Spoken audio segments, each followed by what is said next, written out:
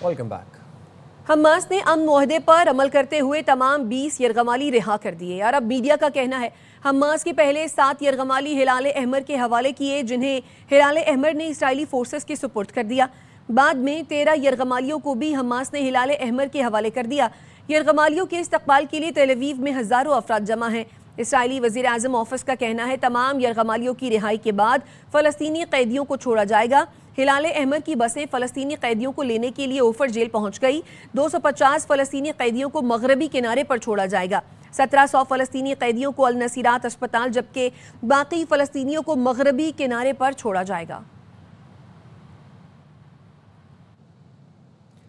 पाकिस्तान तहरीक इंसाफ के सुहेल आफरीदी 90 वोट लेकर नए कायदे ऐवान मुंतखब हो गए हैं।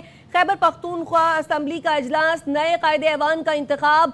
पाकिस्तान तहरीक इंसाफ के सुहेल आफरीदी 90 वोट लेकर नए कायदे ऐवान मुंतखब हो गए हैं। 73 का हिंसा दरकार होता है नए वजीर आला के इंतखाब के लिए, लेकिन 90 वोट लेकर कायदे ऐवान मुंतखब हुए हैं पाकिस्तान तहरीक इंसाफ के सुहेल आफरीदी। इससे कबल अपोजिशन जमातों की जानिब से खैबर पख्तूनख्वा असम्बली के आज के इजलास का बायकॉट किया गया था। उनकी जानिब से ये कहा गया था कि अभी जब इस्तीफा मंजूर नहीं किया गया गवर्नर खैबर पख्तूनख्वा की जानिब से, और अभी जब नोटिफाई नहीं किया गया, नोटिफिकेशन जारी नहीं हुआ, तो फिर ये जो इंतखाबी अमल है वो गैर कानूनी है या वो गैर आइनी है। और उनका कहना यह था कि इस गैर आइनी अमल का हिस्सा नहीं बनेंगे। अपोजिशन लीडर डॉक्टर इबादुल्ला की जानिब से ये कहा गया था जब उनकी जेर सदारत अपोजिशन जमातों का इजलास हुआ था गुज़श्ता रोज, तभी ये फैसला किया गया था।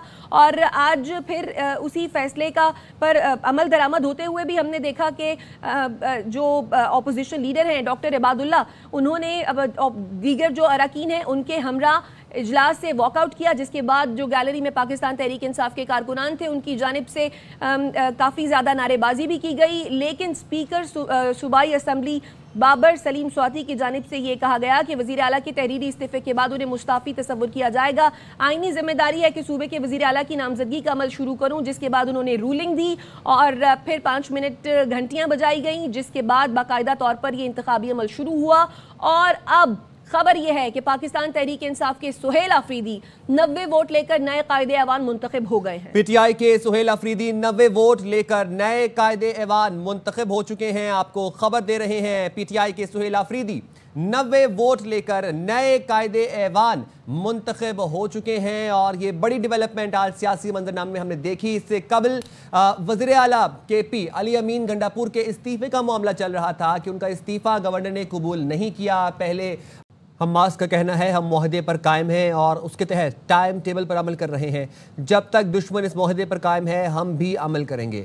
मुआहदा हमारे अवाम की इस्तकामत का नतीजा है। जंग ख़त्म करना चाहते थे लेकिन दुश्मन ने हमेशा कोशिशों को नाकाम बनाया। दुश्मन आला इंटेलिजेंस और फौजी ताकत के बावजूद यरगमालियों को रिहा कराने में नाकाम रहा। दुश्मन पहले ही मुआहदे के जरिए अपने कैदियों को रिहा करा सकता था। और वज़ीर आज़म शहबाज शरीफ मिस्र के शहर शर्म अल शेख पहुंच गए। वो अमरीकी सदर ट्रंप और मिस्री सदर अब्दुल फत्ताह अल सीसी की दावत पर शर्म अल शेख गए हैं। गजा में जंगबंदी के लिए अमन सरबराही इजलास में शिरकत करेंगे। अमीर कतर, सदर उर्दवान और दीगर बैनुल-अक़वामी रहनुमा भी शिरकत कर रहे हैं। ज़राए का कहना है वज़ीर ख़ारजा इसाक डार और वज़ीर इत्तलात अताउल्लाह तारर भी वज़ीर आज़म के हमरा हैं। सदर ट्रंप मशरिक़ वुस्ता के दौरे पर इसराइल पहुंच गए। तेल अवीव के बेन गुरियन एयरपोर्ट पर इसराइली वज़ीर आज़म समेत नुमाइंदा खुसूसी स्टीव विटकॉफ और जैरेड कुशनर ने सदर ट्रंप का इस्तकबाल किया। सदर ट्रंप इसराइली पार्लियामेंट से खिताब करेंगे। अमरीकी सदर को इसराइल का सबसे बड़ा एजाज़ सदारती तमगा दिया जाएगा। इसराइली पार्लियामेंट से खिताब के बाद सदर ट्रंप मिस्र जाएंगे, जहाँ वो शर्म अल शेख में अमन मुआहदे पर इजलास में शिरकत करेंगे। गजा अमन मंसूबे पर सरबराही इजलास आज मिस्र के शहर शर्म अल शेख में हो रहा है। अमन मुआहदे पर दस्तखत और अमल दरामद कोशिशों का जायजा लिया जाएगा। इजलास की सदारत अमरीकी सदर डोनाल्ड ट्रंप और मिस्री सदर अब्दुल फत्ताह अल सीसी करेंगे। तुर्क सदर, फ़लस्तीनी अथॉरिटी के सरबराह, बरतानवी और इतालवी वज़राए आज़म, जर्मन चांसलर, फ्रांस के सदर मैक्रोन समेत 20 से ज़ायद ममालिक के सरबराहान शिरकत करेंगे।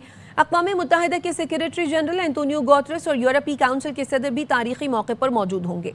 حماس اور اسرائیل دونوں نے اس تقریب میں شرکت سے انکار کیا ہے۔ امن معاہدے میں ابتدائی طور پر قیدیوں کا تبادلہ، انسانی امداد کی رسائی، مرحلہ وار جنگ بندی شامل ہے۔ بین الاقوامی برادری اس پر عمل درآمد کی نگرانی کرے گی۔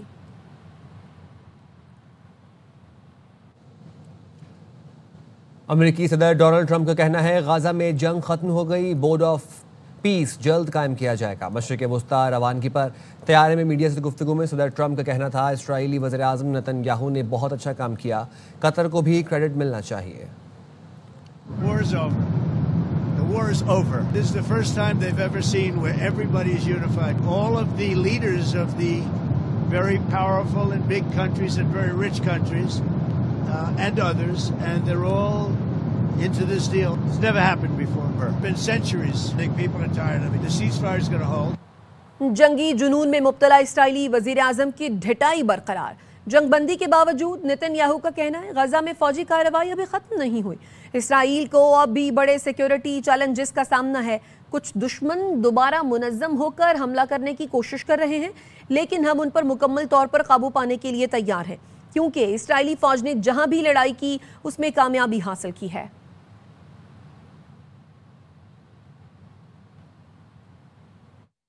اسرائیل نے غزہ میں فلسطینی صحافی صالح کو شہید کر دیا۔ صحافی کو کئی گھنٹے قید رکھنے کے بعد شہید کیا گیا۔ قابض اسرائیلی فوجیوں نے صحافی صالح الجعفری کو 7 گولیاں ماریں۔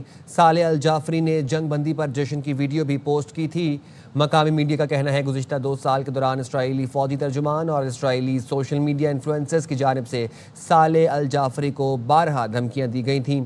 فلسطینی میڈیا کا کہنا ہے حماس کی جانب سے غزہ میں جنگ بندی کے بعد اسرائیل نواز گروہوں کے خلاف سخت کارروائی کی جا رہی ہے۔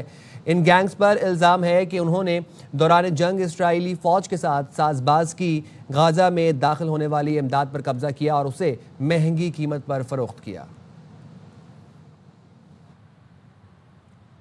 وزیر اعظم کی ہدایت پر این ڈی ایم اے نے فلسطین کے لیے مزید امدادی سامان روانہ کر دیا ہے۔ تفصیلات کیا ہیں؟ فرا ربانی سے جانتے ہیں۔ اپڈیٹ کیجئے فرا۔ بالکل، وزیر اعظم کی ہدایت پر این ڈی ایم اے نے فلسطین کے لیے مزید امداد جو ہے وہ روانہ کر دی ہے۔ 100 ٹن سامان پر مشتمل مجموعی طور پر 24ویں امدادی کھیپ الخدمت فاؤنڈیشن کے تعاون سے بھیجی گئی ہے۔ امدادی سامان بذریعہ خصوصی پرواز علامہ اقبال انٹرنیشنل ایئرپورٹ سے روانہ کیا گیا ہے۔ اب تک 24ویں امداد کھیپوں کے ذریعے بھیجی گئی ہے۔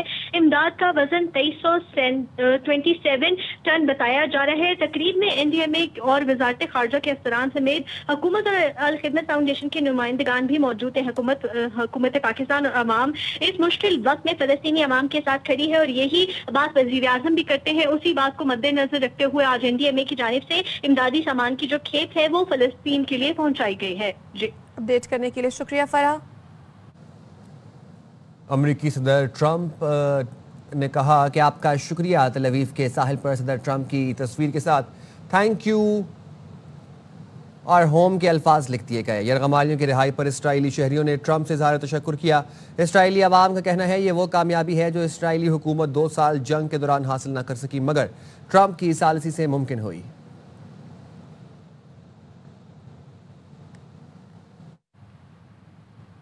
سہیل آفریدی خیبر پختونخوا کے نئے وزیر اعلیٰ بن گئے۔ اسپیکر بابر سلیم نے اسمبلی میں اعلان کیا کہ سہیل آفریدی نے 90 ووٹ حاصل کیے۔ اسپیکر بابر سلیم کا کہنا تھا چند لوگوں کی خواہش تھی سہیل آفریدی وزیر اعلیٰ نہ بنے، مگر آئین خواہش پر نہیں چلتے بلکہ آئین اور قانون کے مطابق سب چلتا ہے۔ اب محمد سہیل آفریدی صاحب پی کے 70 کی حاصل کردہ ووٹوں کی تعداد ہے 90۔ وزیر اعلیٰ کے عہدے کے انتخاب میں کامیاب قرار پائے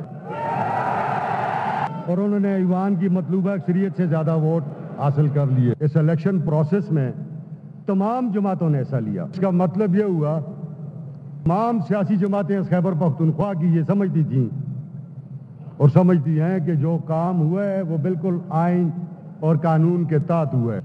جناب علی امین خان کو بھی خراج تحسین پیش کرتا ہوں۔ انہوں نے اپنے پارٹی قائد کے حکم پہ بغیر کوئی تاخیر کیے ہوئے سرنڈر کیا۔ علی امین خان گنڈا پور انہوں نے اپنا ریزگنیشن گورنر خیبر پختونخوا کو 8 تاریخ کو بھی بھیجا، 11 تاریخ کو بھی بھیجا اور آج فلور آف دا ہاؤس بھی انہوں نے کہہ دیا۔ اس سے پہلے یہ مجھے خط بھی لکھ چکے۔ جو اپوزیشن لیڈر صاحب نے تو اٹھایا اس پہ اسپیکر کی رولنگ دیتا ہوں۔ یہ طریقہ کار جو ہم نے اڈاپٹ کیا یہ بالکل عین آئینی ہے اور قانون کے عین مطابق ہے۔ چند لوگوں کی خواہش ہے کہ سہیل آفریدی وہ وزیر اعلیٰ نہ بنے. آئین لوگوں کی خواہشات پہ نہیں چل سکتے. جو آئین میں لکھا ہوا ہے درج ہے اس کے مطابق چلیں گے. It's clear from a reading of Article 138 that no approval or acceptance by the governor of the resignation tendered by the chief minister is required. The governor is only the addressee of the resignation made by the chief minister. The governor is not the appointing authority of the chief minister. Opposition کا Khyber Pakhtunkhwa assembly سے walk out. قائد حزب اختلاف doctor عباد اللہ نے کہا استعفیٰ منظور ہوا نہ کابینہ ڈی نوٹیفائی ہوئی تو پھر نئے وزیر اعلیٰ کا انتخاب کیسے ہو رہا ہے. ہم اس غیر قانونی اور غیر آئینی عمل کا حصہ نہیں بننا چاہتے. کیبنٹ ڈی نوٹیفائیڈ نہیں ہے, ریزگنیشن ایکسیپٹڈ نہیں ہے, تو ایک سیم کے ایک گورنمنٹ کے ہوتے ہوئے دوسرے سیم کا انتخاب یہ ان کانسٹیٹیوشنل ہے. تو ہم اس ان کانسٹیٹیوشنل کام کا حصہ نہیں بننا چاہتے. گورنر نے جو بلایا ہے سیم صاحب کو کہ اس میں کچھ ابہام ہے کلیئر کر کے, تو میرے خیال میں کوئی جلدی بھی نہیں ہونی چاہیے. کیوں آپ لوگ خود اس کو ڈسپیوٹ بنا رہے ہو؟ اتنا نمبر ہے آپ کے پاس, تو آج نہیں 4 دن بعد یہ سیم الیکٹ ہو اور آئینی طور ہوگا.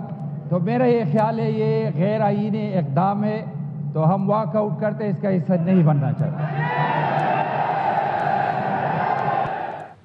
علی امین گنڈا پور نے کے پی اسمبلی میں کھڑے ہو کر اپنے استعفے کی تصدیق کر دی. کہا جس دن بانی کا حکم ملا اسی دن کرسی چھوڑ دی.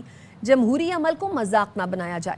ہماری پارٹی, ہماری اکثریت, ہماری مرضی, سب سے بڑھ کر ہمارا لیڈر, اس کی مرضی. میں نے عمران خان کے حکم پر اپنی وزارت اعلیٰ سے استعفیٰ 8 تاریخ کو اسی دن جس دن عمران خان نے حکم دیا میں نے دے دیا تھا. میں اسی تصدیق کرنے کے ساتھ ساتھ یہ بھی کہتا ہوں کہ ایک جمہوری عمل کے اندر مہربانی کر کے جس طریقے سے جمہوریت اس ملک میں پہلے بار بار اس کے ساتھ ایک مذاق ہو رہا ہے, تو اس عمل کو مذاق نہ بنایا جائے, اس میں تاخیری حربے استعمال نہ کیے جائیں, اور ہماری پارٹی, ہماری مرضی, ہمارا فیصلہ, ہماری مرضی, ہماری اکثریت, ہماری مرضی, سب سے بڑھ کر ہمارا لیڈر اور اس کی مرضی.